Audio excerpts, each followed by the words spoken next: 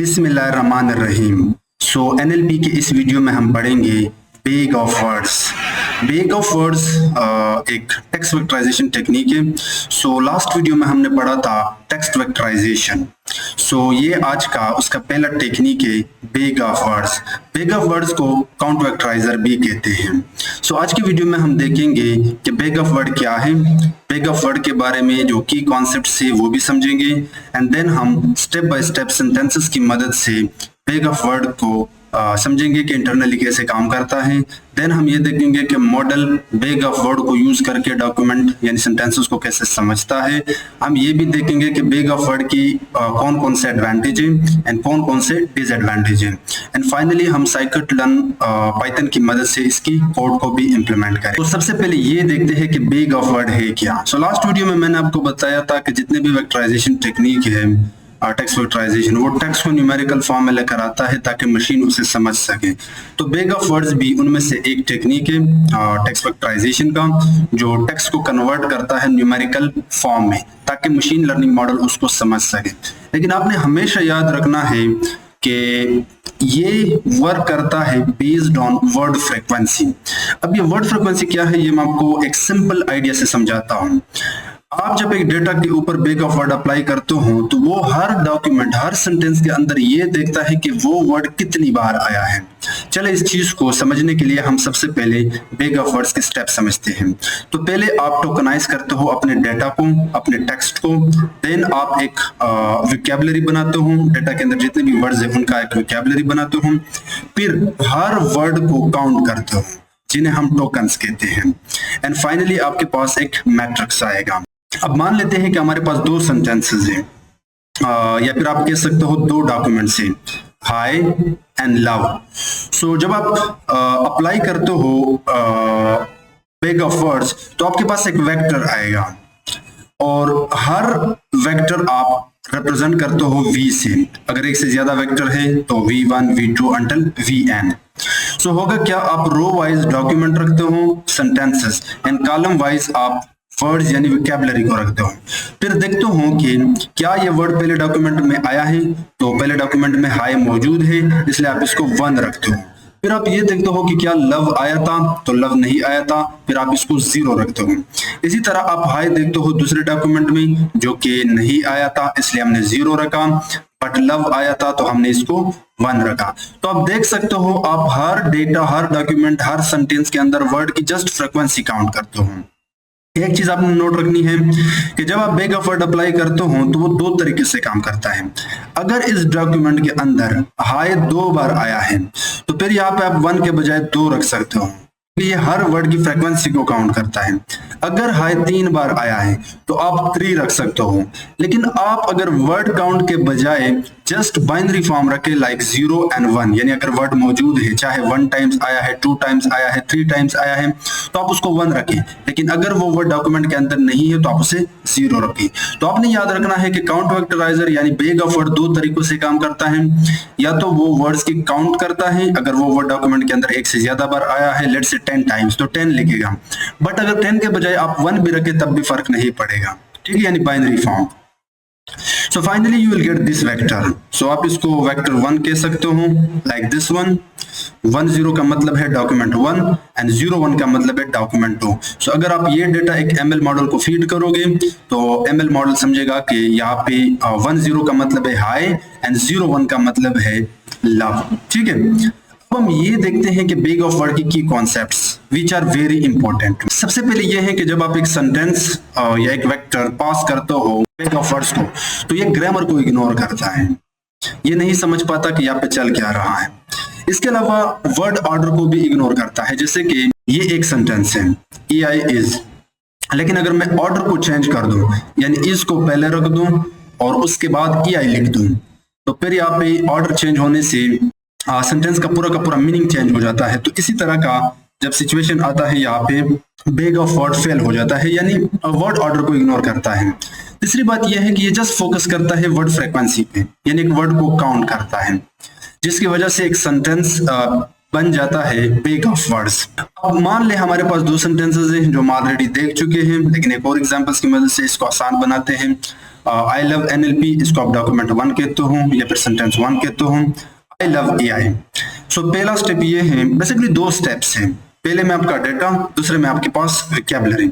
सो आप क्या करते हो, दोनों सेंटेंसेस के जितने भी वर्ड्स है वो उठा के एक वोकैबुलरी बनाते हो, आई लव एनएलपी एआई।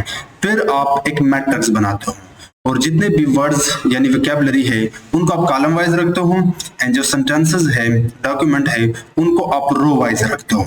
ठीक है, फिर जिस सेंटेंस में जो भी वर्ड मौजूद होगा आप उसको 1 रखते हो और जो मौजूद नहीं होगा उसको आप 0 रखते हो। That's it, that's bag of words. एक machine learning model bag of words को क्या कैसे यूज करता है, तो बेसिकली बैग ऑफ वर्ड्स क्या करता है, हर डेटा का एक वेक्टर बनाता है। ये पहले सेंटेंस का वेक्टर, ये दूसरे सेंटेंस का वेक्टर। ठीक है, so these vectors are given to ML models. फिर आप एक मशीन लर्निंग मॉडल ट्रेन करते हो इन वेक्टर्स पे, ताकि वो मॉडल आगे फ्यूचर में न्यू डेटा, न्यू टेक्स्ट को प्रेडिक्ट कर सके। और मॉडल क्या करता है, इन वेक्टर के बीच में रिलेशनशिप खोजता है, बेसिकली नंबर्स में। इन वेक्टर्स के अंदर आपके नंबर्स होते हैं 0 1, वो रिलेशनशिप खोजता है ताकि वो आगे प्रेडिक्ट कर सके।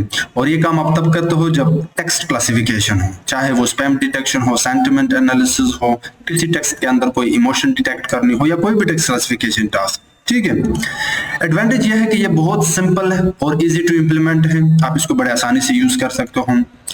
और जब आप किसी डेटा पे इसको अप्लाई करते हो तो बड़े तेजी से, बड़े फास्ट तरीके से उस डेटा को ये न्यूमेरिकल फॉर्म में कन्वर्ट करते हैं, चाहे वो आपका डेटा मिलियन में क्यों ना हो, यानी इसकी स्पीड फास्ट है, बिकॉज ये जस्ट 0 and 1 देता है। Works well for basic NLP task, लेकिन ये आप तब यूज करते हो जब आपके पास बेसिक एनएलपी टास्क है। ओहो, क्योंकि इसके डिसएडवांटेज भी है।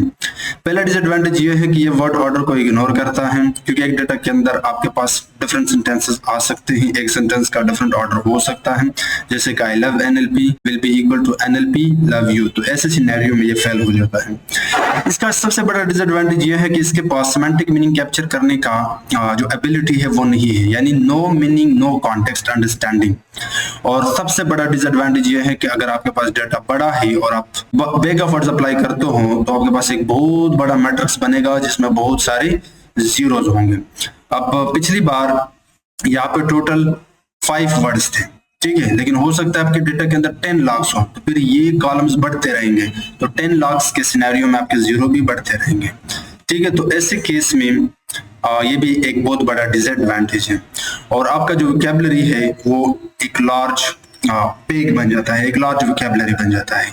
Now let's implement coding for bag of word using Python scikit-learn। तो आप सबसे पहले क्या करते हो, scikit-learn के फीचर एक्सट्रैक्शन डॉट टेक्स्ट से इंपोर्ट करते हो काउंट वेक्टराइजर, और यही आपका बैग ऑफ वर्ड्स है।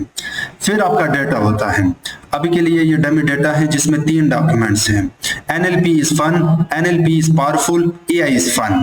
सो स्टेप 2 में आप वोकैबुलरी बनाते हो, बेसिकली आप ऑब्जेक्ट बनाते हो वेक्टराइजर का। सो काउंट वेक्टराइजर का यहाँ पे आप ऑब्जेक्ट बनाते हो।